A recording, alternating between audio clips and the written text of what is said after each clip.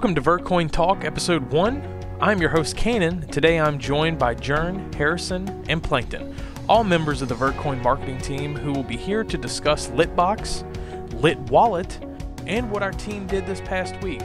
Along with the main focus of this podcast is going to be our Medium post about ASICs and Bitmain. Let's get right into it.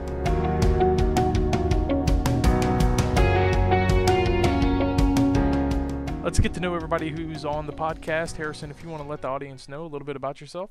Hey guys, this is Harrison Jenkins. I'm a mod on the Vertcoin Discord, longtime holder, and happy to be here. Hey guys, this is Jern Jernson. I guess we'll introduce ourselves a little here. I'm a mod at the I'm on the Reddit and the Discord. Longtime miner, holder, and community member of Vertcoin. Happy to be here. Hey guys, my name's Plankton. I've been in Vertcoin for about in the community about 7 months now, 8 months. I came on as a web developer for the new website, and I've been doing a lot of user experience development and user interface development for the new LITbox project and Lightning Network mobile wallets, which will be a multi-coin Lightning interface, which will work with LITbox. So yeah, you'll hopefully see it in the future. All right, guys, thank you for joining us today on the Vertcoin Talk podcast. Let's go over what we did this week as a team and what are our goals and our vision for Vertcoin Talk in the future. Yeah, so this week we kicked off the hashtag fair mining campaign on over Twitter and Reddit, and then there was a Medium article that we linked to. The whole team was involved with this. We had eventually made it to a #1 spot on the cryptocurrency subreddit. Got a lot of people talking about consensus methods and mining centralization with Bitmain. A lot of good discussion happened, despite eventually being removed off of that. Yeah, I think I also saw that we had hit over 10,000 views on that at one point.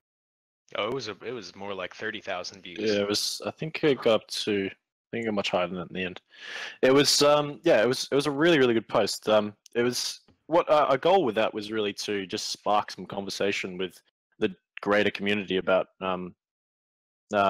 just ASICs in general. Because there seems to be, from what we've seen so far, there seems to be a lack of knowledge about consensus in general. Everyone seems to be focused on features and how fast the coin is, or whether it has like master nodes or something. And don't really understand the underlying consensus mechanism. They sort of evaluate the coin more so on the financial perspective and not the underlying process of how the coin works or what the implication is of having a coin that's actually set up like that. So yeah, we just want to promote some more conversation and get some people talking about it so they make sure they understand the implications. We kicked a hornet's nest this week as far as ASIC miners and things of that nature go. I think it was over 85% positive feedback that we got from that Reddit post, so that was good. And we're looking to do more of that stuff in the future. I mean, right now we're kind of getting our feet wet and making sure we're getting all of our processes squared away, so that we can launch more campaigns like this in the future. I mean, okay. Obviously we're going to hopefully continue the fair mining campaign, bring in some more representation on Twitter, bring in some more representation on Reddit, get across to the people exactly what we hope to accomplish. I mean, a lot of the comments that I noticed are, well, what are you guys going to do about it? What's the solution? Yeah. And then I noticed it was, oh, but it's just a Vertcoin plug, and it's hard to get across to those people that I don't want to necessarily say that Vertcoin is the solution, but it's important for other cryptocurrencies to kind of take a page from our book, see how we're handling this, see why we're handling it this way, and maybe make some adjustments to their own protocol. I think it's the philosophy behind Vertcoin that really is the solution. Not necessarily, a lot of people will say, well, I don't like that coin or I don't like that project because whatever happened in the past, and they personally just don't. It's the philosophy, the underlying, tenets that make Vertcoin what it is, that is the be all end all solution to ASIC mining? Well, Vertcoin in every regard, we don't really care. We don't care about the hype. We don't care about anything. We care about adoption and getting this really the original goal of what we set out to be. There's so much fluff in the crypto sphere right now, and it's just ridiculous. It's become absolutely ridiculous.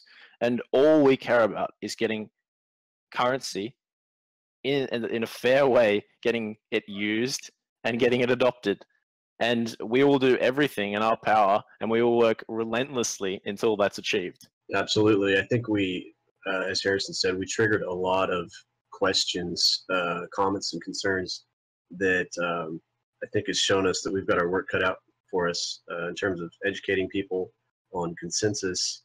And I think that a lot of people don't think beyond the gains from mining, beyond the gains from a larger market cap, and that 10 years down the road when this has widespread adoption, what it's going to look like, who's going to have all the power.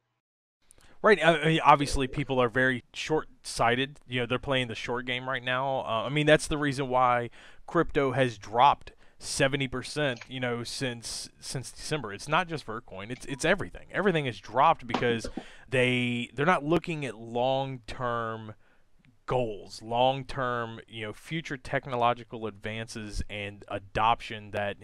That's our goal. We're not here for quick gains or quick make 20% off of it and then go on to the next coin. We're here for the long run, and that type of mindset I think we need to spread throughout crypto. Yeah, I noticed that on Twitter, a lot of results to our original campaign was, well, what does Vertcoin do? This is just a useless coin. It's like when you actually dig deeper into it, you see how lightning ready we are and how actually developed this coin is. It's just not, there's no bells and whistles that we flail around for people to get hype over. Yeah, and that comes down to the fact that it's 90% of the people right now they're treating the cryptos like stocks. They do not care what it does or what it is, and frankly, don't most of the time not that interested in finding out what it is. And that really puts a hole in. And you see this with the Bitcoin project. Bitcoin is so thorough on what they do and what they produce. And that is why they are building an extremely solid protocol. And that protocol, and if you dig deeper into proof of work, you will find the reason proof of work exists because it is that protocol that is able to cope with meltdown situations. Bitcoin is a system where you should treat it as such. It should be treated like a system. What is the worst thing that can happen to this thing? What if a solar flare hit the earth, and every computer went down? Can Bitcoin reboot itself? And the answer to that is actually yes. Whereas other systems, and say like proof of stake or something, it's not so good. And in those regards, people haven't dug that deep. They've never dug that deep. And again, they're not going to ask those questions. So we're at a very superficial level of understanding currently. And as I think Andreas Antonopoulos was recently talking about what we need most in the cryptosphere right now, it's a lot. You can argue that the regular everyday things. You can argue we need more wallets, we need more infrastructure, so we need exchanges. More exchanges to be built for countries, more accessible, etc. But the last point he made was education, and there seems to be an amazing lack of information out there, and also people willing to educate, and also people that are even interested. So I think eventually we'll reach that tipping point where people are actually interested and stop treating these things like stocks, and then we'll be getting somewhere. Yeah, I think what you said about education is really important, because I'm sure every single person listening will be able to relate. As soon as those bull runs happened in December, everybody's family was suddenly treating anybody who invested in it before that as a crypto expert. So it doesn't matter how much you knew about it. anybody who didn't buy was looking at those people and remembering they bought, so they must know a lot about it. So there was a lot of misinformation flying around because people who had just spent money were being treated as teachers and, wise men. And I'd love to see the conversation happening right now with those same exact people 3 to 4 months ago who, the people who invested beforehand, they were looked at as very wise. Now, I would imagine those same people, say if they did invest back in December, they're going to turn to those people that that they were using as examples as to how to invest or what coins to get into and things of that nature. They're going to look to them and be like, why is it down now? And that's where you're going to see, does that person really know what's happening and can explain why things are down, or is it just, it's a crapshoot? Throw your money in there and you get new stuff.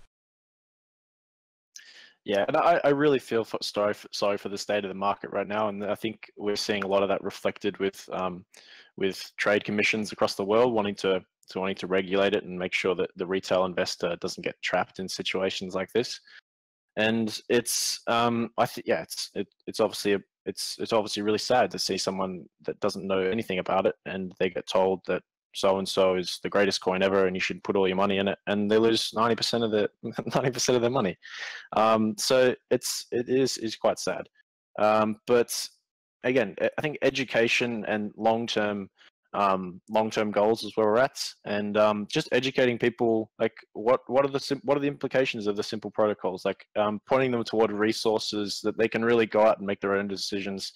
But again, we at Vertcoin, and we welcome anyone to join who wants to help out with our goal, but to really put crypto in the hands of the people and get them to really understand and have collective ownership of the system.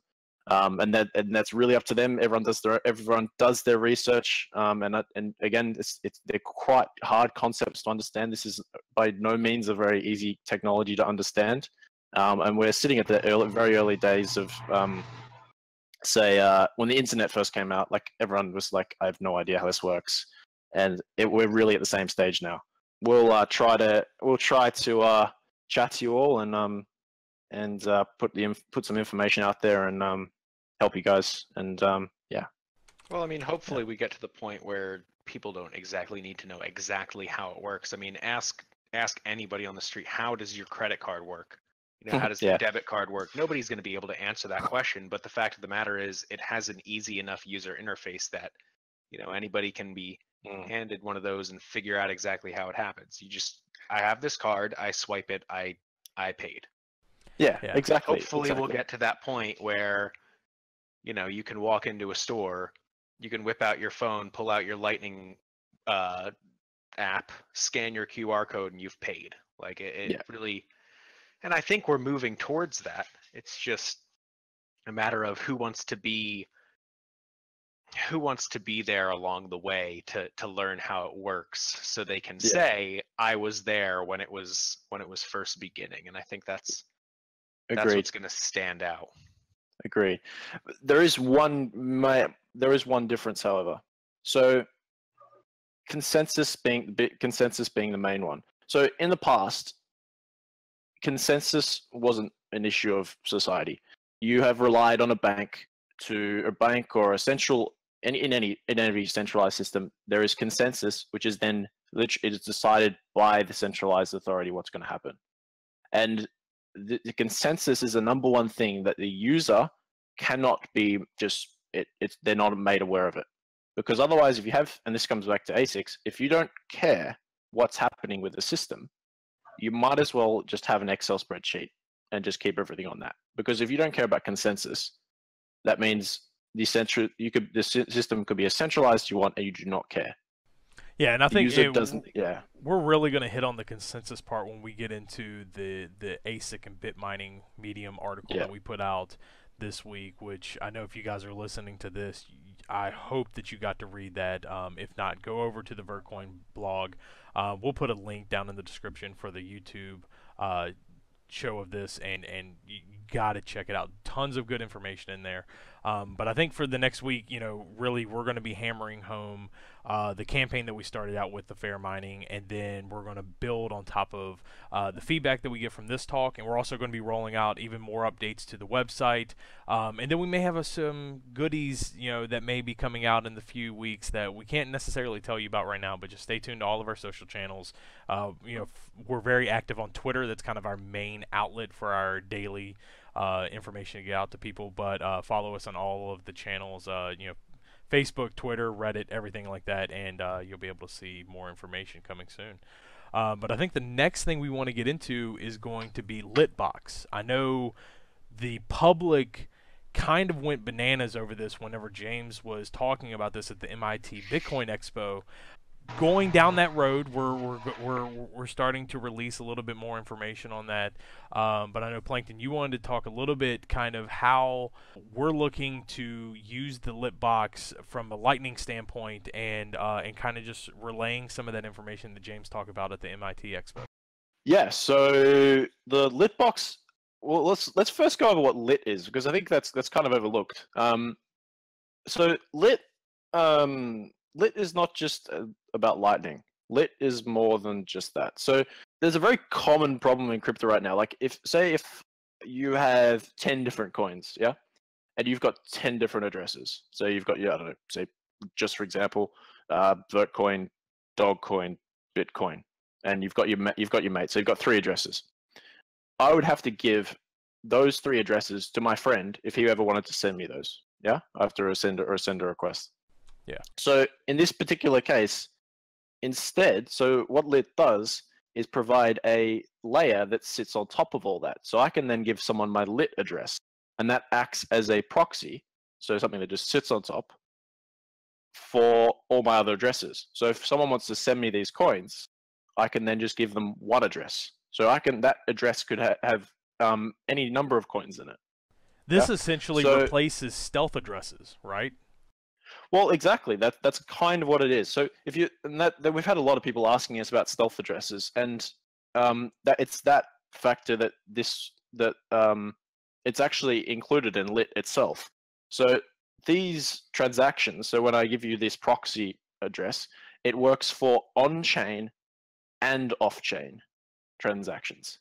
So it's a and also when you have this particular address, you can actually add a display name. So, for example, it would be like I give my lit address, which starts with LN1 and then a string of characters afterwards.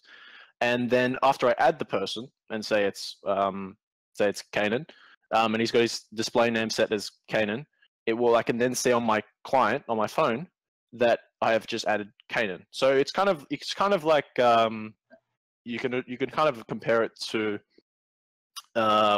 services that add people via phone number, and then after you add them via phone number, you can see their name, the name that they've chosen to display. So it's like a sort of a confirmation. So afterwards, when you're sending money in the app, you can actually say, okay, I'm going to send them funds to Canen, and I'm going to send this particular coin to Canen. So I just click Canen, and then the coin, and then how many to send, and then send.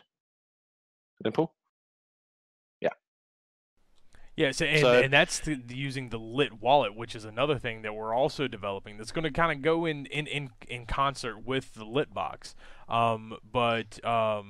Just understanding lit. A lot of people, they saw the articles that came out over the last few weeks about the Lightning Network going into beta for Bitcoin, and some people may not understand that. Look, Lightning Network isn't just one group of developers or one company that's developing it. Lit and Lightning are kind of the same thing, but they're done by different organizations. Can you go into a little bit, kind of the differences and why, we're kind of developing the Lit side of things? Yeah. So Lit's got a good story behind it, but it's currently developed at MIT. So that's the MIT connection. So they develop, the story behind it was Taj Dryja and Joseph Poon wrote the original white paper. So Taj is now at MIT, and he works at a team developing LITs and this protocol. So it's a protocol that works with, it's a Lightning protocol. And this is something that people don't really understand. There's actually more than one protocol that works. Currently, there's actually 4 implementations of Lightning that are actually being developed. And actually more recently a 5th, which is being developed in Rust. James was talking to me about. And so the story behind Lit is that Taj Dryja actually wrote, he was a co-author in writing the white paper. So he knows a significant amount of how this works. Yeah, so LITbox is a system that integrates with our new Lightning wallet that we've been developing. And so there's a number of, so the reason why we have to actually develop a system like this, and again, not many people are aware about this, is that Lightning needs to always be on in order to function. It's not like Bitcoin. It actually has to, so in order for me to send money to another person, they also need to be online. So this creates a sort of weird dilemma on ways you can actually solve this issue. So the first option would be you give it to a third party. So you say, okay, third party, I'm going to say to this third party, can you please host this service for me? Always be online and make sure if anyone sends me money, make sure you notify me. So the first problem with that is what we've just done by doing that, and they would also own your private keys by doing that as well. What you've just done is recreate banking. You've just recreated banking with Bitcoin, and you've allowed people to, you're letting someone else host your own money. It's basically the Coinbase solution, right? You know, where Yes. you have this central authority, and you're just trusting that they're going to do it. Yeah, it's no different than a bank. Yeah. You know, and that's not what we're here for. So we've literally gone 360. Yeah, if everyone went down that route. When you say it doesn't work unless you're both online, do you mean that you physically can't send the transaction, or do you mean you can send the transaction and it'll just get lost? You physically can't send it. The person, it's like, yeah, much better than the alternative. no, it doesn't get lost. It doesn't get lost. No. Not only that, but from what I understand, there's a 48-hour time lock in which if someone is connected to you with the channel and you are not online for that 48 hours, they can run with the funds. So that is a huge problem that this is attempting to solve as well by keeping your channel talking to its recipient, you know, at least once within the 48 hours. Yeah, and it's something that people are sort of looking at it. And again, also for the 48-hour thing, it's only if someone is malicious. The 48-hour system, so the way Lightning works is that both parties have to be online at the same time. So you've got your agreement of your channel open, so who owns what. So I know Canen owns 5 Vertcoin and I own 5 Vertcoin. We keep that agreement, so in the smart contract, and then update it on who owns what. But we both have to be broadcasting at the same time what the current state is. But if I'm not online to agree with Canen, he could maliciously go and broadcast an old state where he owned more of the money, or broadcast a different state altogether where he owned all the money. I mean, if I wasn't there to then counter it, he could then run away with the money, and the contract would then close, and then the on-chain transaction would then occur on the blockchain, and then he would then have all the Vertcoin from that channel. And this is only a problem because you're not online. So Coin, yes. You know, that's where, you know, we kind of have these 3 options where you have someone who does it for you, or you can rent like a virtual private server or something like that, and you're still paying for this option to have your money and your lit node on that. You don't have control over that that virtual private server. But then we also have a third option, which is what we're developing with the LITbox, and Plankton, you could talk about that.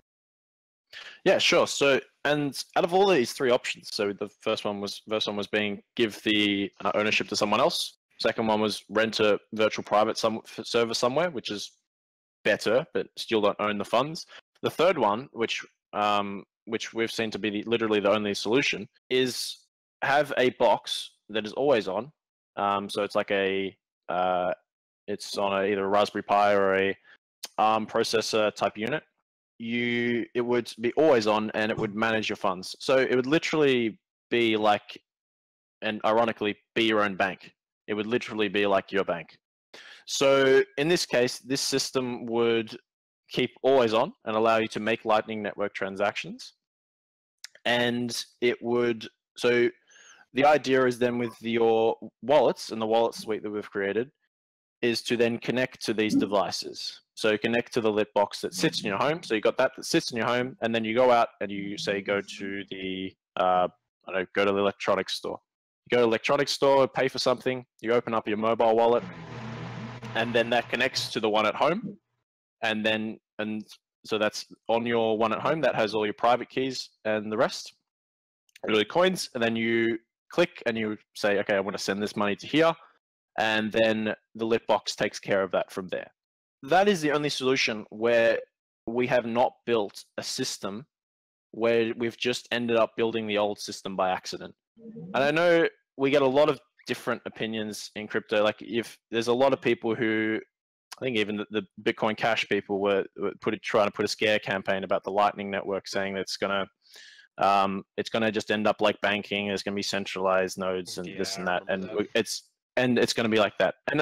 And frankly, I actually kind of agree. If you have systems where you just give control to someone else, and everyone ends up giving control to just one particular person, you've literally just rebuilt banking. There is no difference.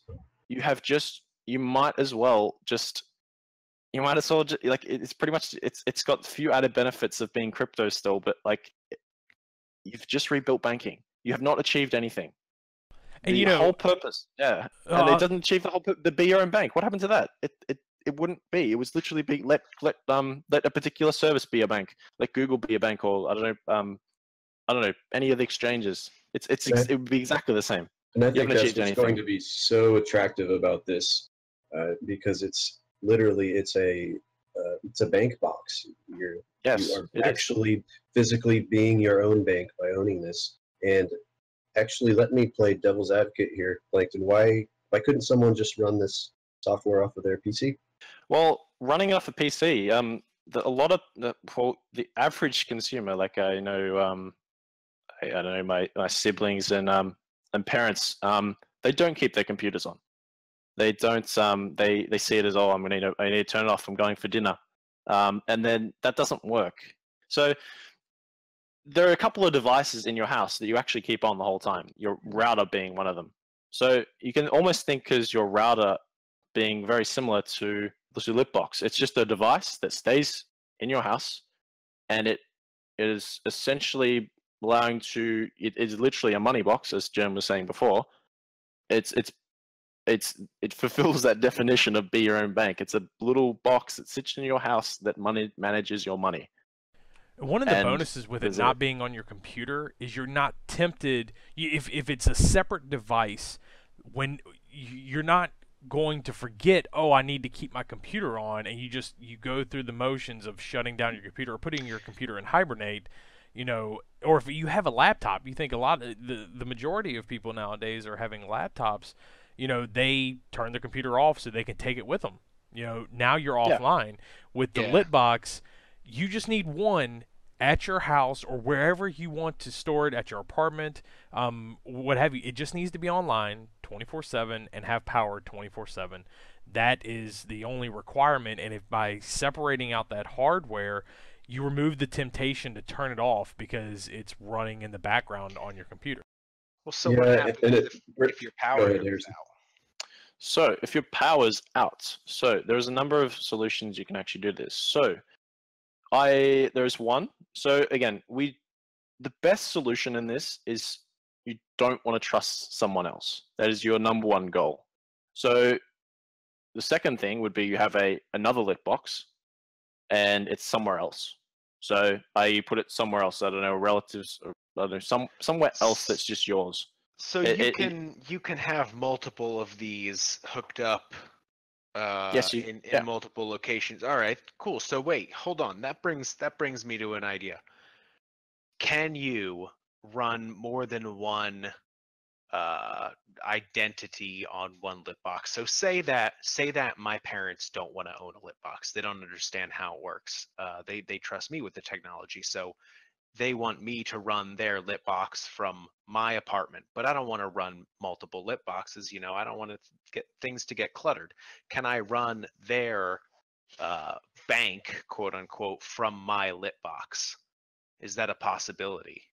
Yeah, and that's something that we've been looking at for the LITwallet actually. So for LITwallet, we've been looking at like something like family permissions. So like with any other bank account, you'd be able to sort of share an account with any other person.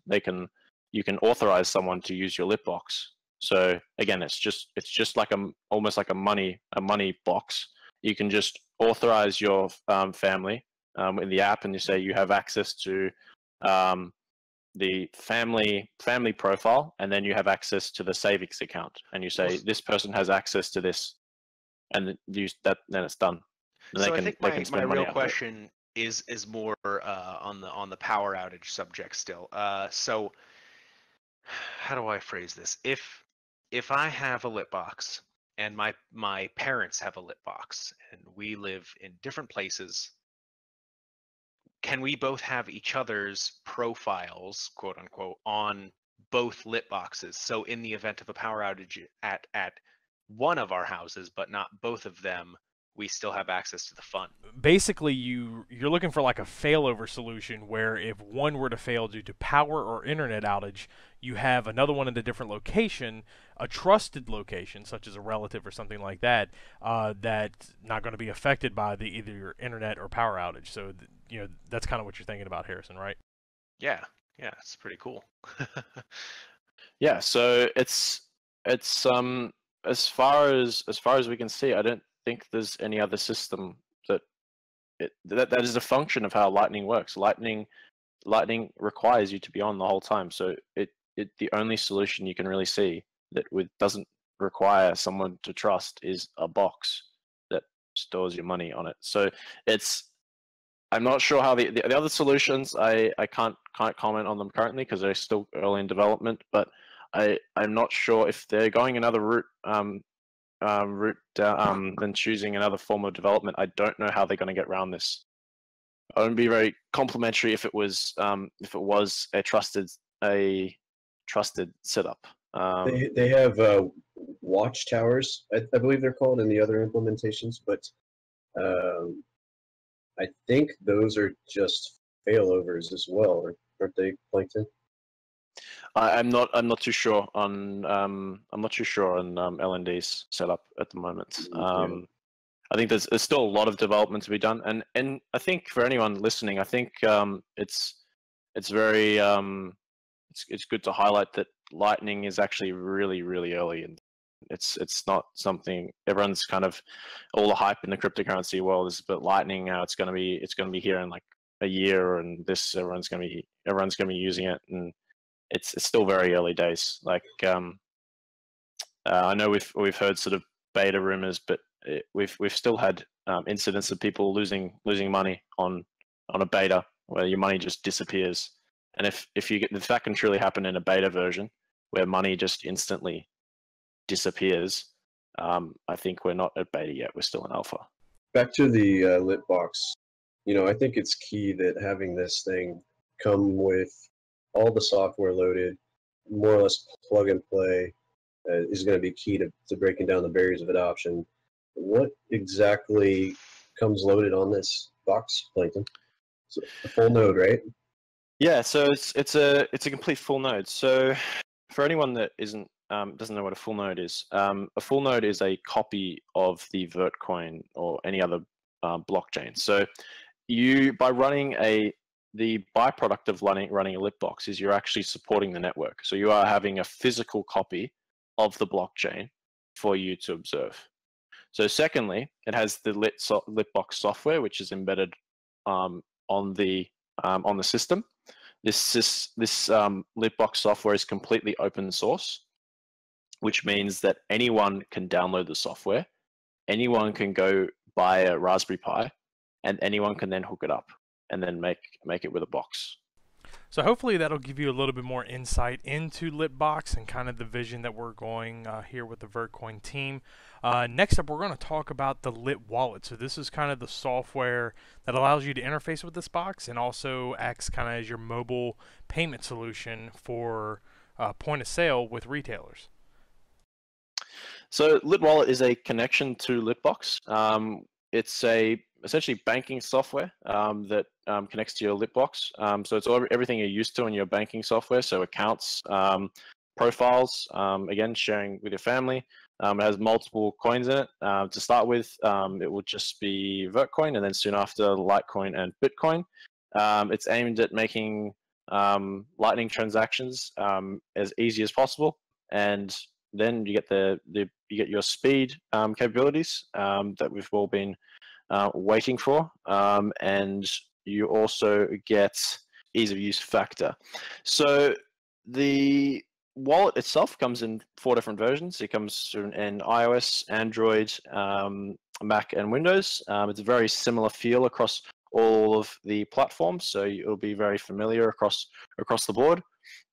Eventually, the system will integrate with something else that's been worked on in the future, which is a point of sales Lightning system.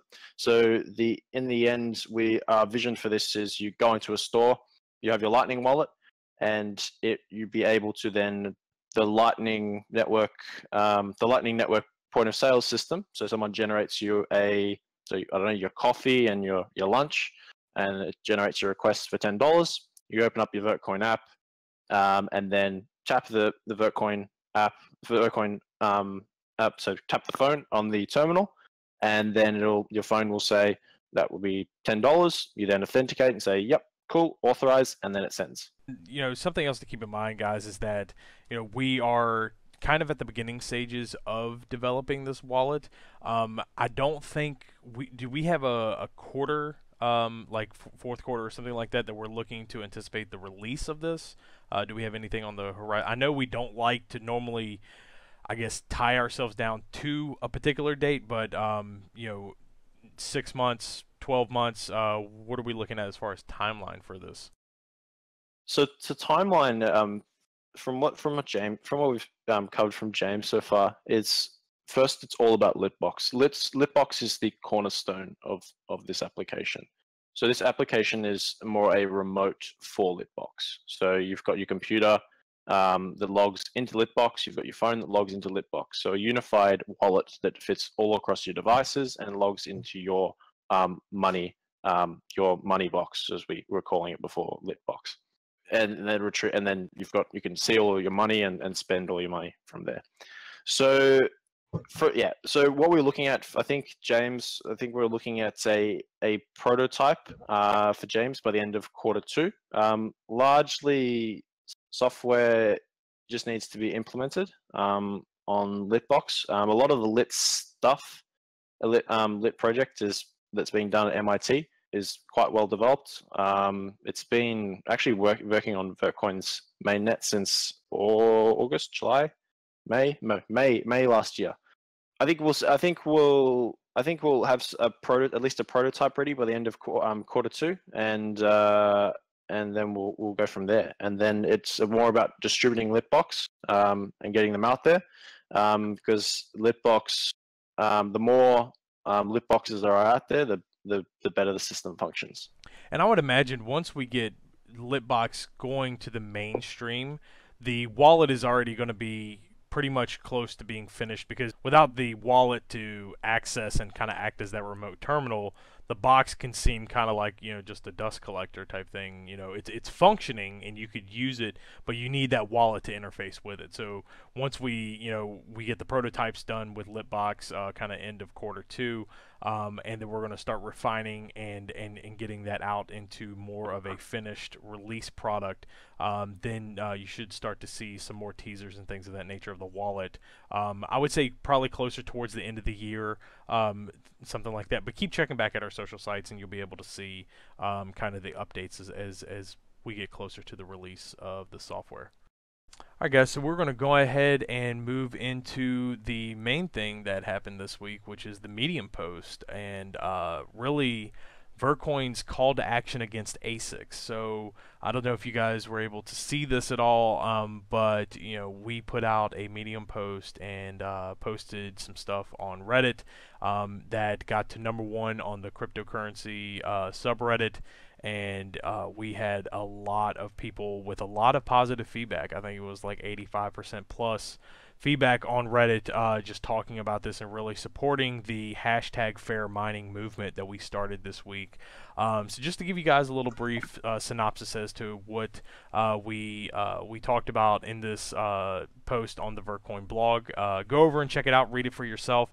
But to the main question we posed is to ASIC or not to ASIC. ASIC mining has been widely debated and a hot button issue in the cryptocurrency community. The main arguments for ASICs is that they help ensure network security, and the evidence is sparse on that. Our team looks at the main arguments against ASICs is that they promote extreme centralization. You got to think, the majority of ASICs are coming out of China by one particular company, and they are dominating as far as the hash power for particular coins. With the recent claims that an ASIC is going to be built for Ethereum, our team felt that it was time to actually issue a call to action for all coins to stand up against ASICs. And I just want to get everybody's thoughts, kind of how they feel about ASICs, how they feel about consensus, and kind of let's, talk about some of the things that people don't really understand when it comes to why ASICs are really bad for the cryptocurrency community. I'll start off here. Yep, sure. Most importantly, at Vertcoin, we think fair consensus is paramount, and the way that we're going about that currently is through ASIC resistance. People have to understand, and it's brought up a lot, there's nothing intrinsically wrong with an ASIC. It's just a device. It's just the way that they're used currently that fosters centralization.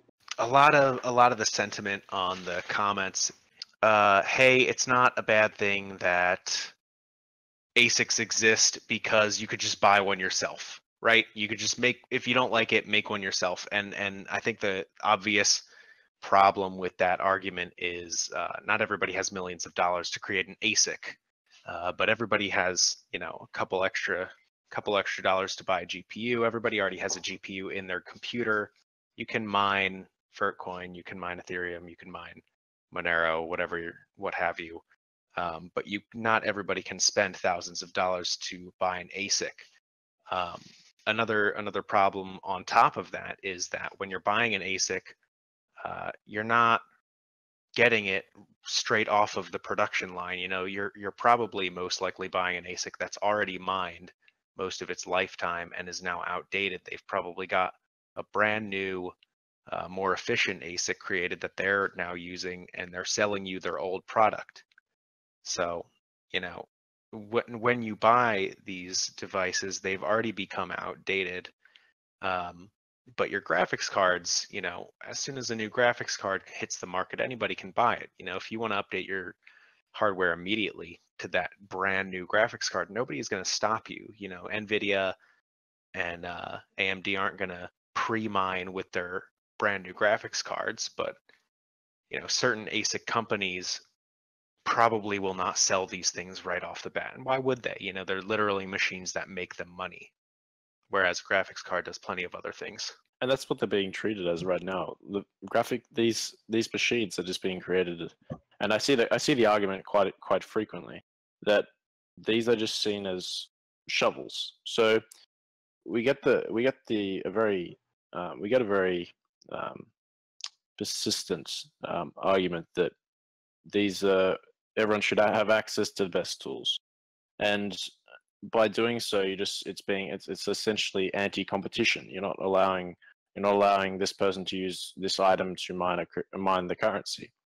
The problem with that argument is that if this was just a commodity and we were just mining, and mining was just by itself, and it didn't determine consensus, you'd be right. You'd be 100% right. You should be able to use the best thing. You should be able to use a power drill, whatever you come up with to mine it. This is not just mining a commodity. Proof of work is a consensus mechanism. It is not just mining a resource.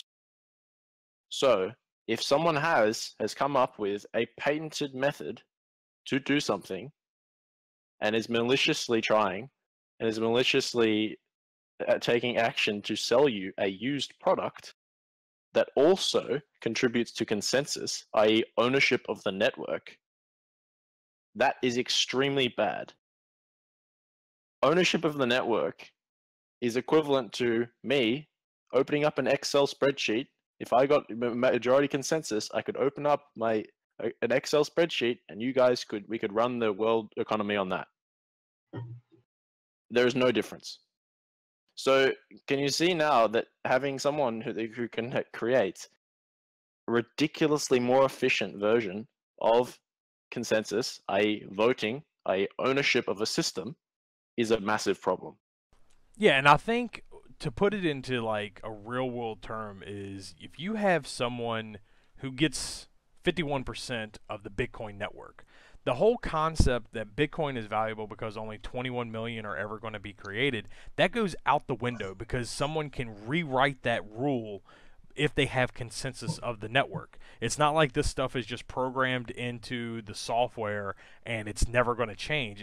It is what it is because the consensus of the mining network agrees that it is what it is. If you have someone who takes over that network because they have 51% of the hash rate, they can change the rules of the game. And I don't think people really understand that is the problems that can come up when somebody is using ASICs and they have a majority share of the hashing power, that you're kind of at the whim of whatever they want to do with the network. Okay, exactly. But why not just compete with them? Competing with ASICs currently is so one. The main issue is that ASICs are not readily available. Okay, so when I was talking about having a fair mechanism before, and by fair, I'm not trying to be anti-competitive. I don't care. This is about having a system which is decentralized. By fair, I know some people took the fair wrong way. By fair we mean decentralized. If you don't want fair mining, which is what we're trying to do, you want centralized mining, which is so bad. This is not what we wanted to make. Decentralization is everything. Okay, so if you have a system where, say, you have GPUs and say you have ASICs, and ASICs, if I want to buy an ASIC, and what we're currently seeing is what people are buying used ASICs, which are currently literally returning no return on investment, and also relatively no hash rate because they're pushed out of competition. Can you see how that is degrading the ability for people for decentralization? Like these things absolutely destroy the hash rate. So for example, say if a network is made up of GPUs, you've got everyone mining across GPUs, and then someone comes along with an ASIC. I have to then buy an ASIC off this particular manufacturer, and he has to also let me. Okay, with the majority of cards out there are so many cards. If you think about the computers across the world currently, which infrastructure that we already have and already exists, and you need outside of crypto mining. You use it for other things. You know, with an ASIC, that's all it does. And if it's no longer, you know, giving you an ROI on the investment, it's a paperweight. And not to mention something like, why doesn't NVIDIA just keep all the graphics cards? And it's like, because they're used for so much more than ASICs. They're not just a cryptocurrency mining tool. And also ASICs, if the network is actually changed at all. So say you go, I was talking earlier in the podcast about how ASICs were only used for one function. if you go into these nuclear scenarios where, say, Bitcoin's proof of work had to be changed, I don't know what situation would cause that, as it's the last resort. You'd have situations where, say, Bitcoin's hash rate would drop to 0. All these ASICs that would be mining say Bitcoin, would essentially just drop to 0 overnight. These ASICs would not be able to do it. But if you had a system, say, using the global hash rate of cards that already exist across the world, and you'd be able to get that hash rate. And if the system changed, GPUs don't care. GPUs can mine any algorithm. They don't care. They're not algorithm specific like ASICs. So there's a number of different there's so many different problems with ASICs, and people are just failing to sort of they're trying to sort of get around this argument. I know it's a very hard argument it's a very hard argument to get your head around, but and that's what we're trying to do, really. So and the craziest thing to me is that at the end of the day, if ASICs were if Bitmain had a sea of competitors and ASICs were widespread, and they may be one day, enough to where centralization is not such a problem, and it may be someday that Vertcoin's ASIC resistance is not necessary. The whole reason we're doing this is for fair consensus. Exactly, and you've got and we're not blind. We know there's other systems like FPGAs, which are essentially like you can think of them as like a virtual ASIC. These systems are starting to appear, and again, that's another type of essentially a shovel that provides a tool to provide consensus. And as long as the consensus mechanism is unfair and the distribution is unfair, we will not support a mechanism that provides unfair consensus. And when we say fair from a consensus standpoint, is we want everybody to be able to pull up to the table. System. Exactly. As distributed as possible, decentralized. A lot of people say, well, what about GPU farms? People own 100, 200 GPUs. Yeah, that happens. We're not perfect. We're trying our hardest, and we're trying to build the most distributed network in it. And we think we've achieved that so far. The argument for GPU farms is that an ASIC coming onto your network is worth 10,000 GPUs. So if you have a GPU farm, their competitive advantage is less. So they can't just run and instantly spawn, say, 10,000 ASICs is not the same as 10,000 GPUs. It's very different. So and like also, you buying your GPU, you're able to still get on the network and still be able to contribute towards that consensus. Even if people have a 200 GPU farm, they're nowhere near being able to get to that 50% mark to remove consensus from the network to where they're the sole person who makes the decisions. No, farms exist, and yes, there is a degree of centralization when someone's got a farm, but it is negligible in comparison to the ASIC farms. And if you've read the Medium article, you'll see a picture of the Bitmain farms that they've got set up, and it's on another level. And I think the root of it is, I mean, look, we are all about free enterprise, people, earning a buck, being innovative, creating new technology. We're all for that. The thing that we don't want is people to steal the fairness of the system by taking 51% of the hash rate simply because they're creating these pieces of hardware that they serve no other purpose than to do this ASIC mining. And we want to make it so that one person doesn't control the network. We want to be able to have fair consensus, and we want to be able to have it so that anybody can just, if they own a computer, they can participate in the consensus, and they don't have to go through some golden door, at one of few companies with a four-figure checkbook to be able to actually afford this hardware that, if you just have a computer, you're going to have the hardware anyways. So I think you guys have anything else that you want to add into the Medium article? If you guys who are listening to us, if you're looking for the Medium article, we're gonna link it below in the YouTube description, and then also if you check any of our social sites, you'll be able to see a link to that article as well. If you do not agree with us, you're you're pro centralization. There's no other way around it. And again, it's just the main point of the fair mining is to promote conversation. I pretty well know for a fact Ethereum won't do jack if ASICs come onto the network. They can't even implement proof of stake. They will not do anything. The purpose of this is to get their communities asking questions and be like, oh, hang on, I didn't know what consensus was. I know what it is now. Oh, why isn't this my community doing this? And then question. I know for a fact that none of these coins will do shit if ASICs come into the network. They don't care. They do not care. Some of them are like, great, I've got ASICs, got money, cool. Jihan's farming me, great, cool, great. They do not care, at all. So again, decentralization is everything, and consensus. Just ram it home. It's people don't understand the whole consensus thing. Is just no one gets it.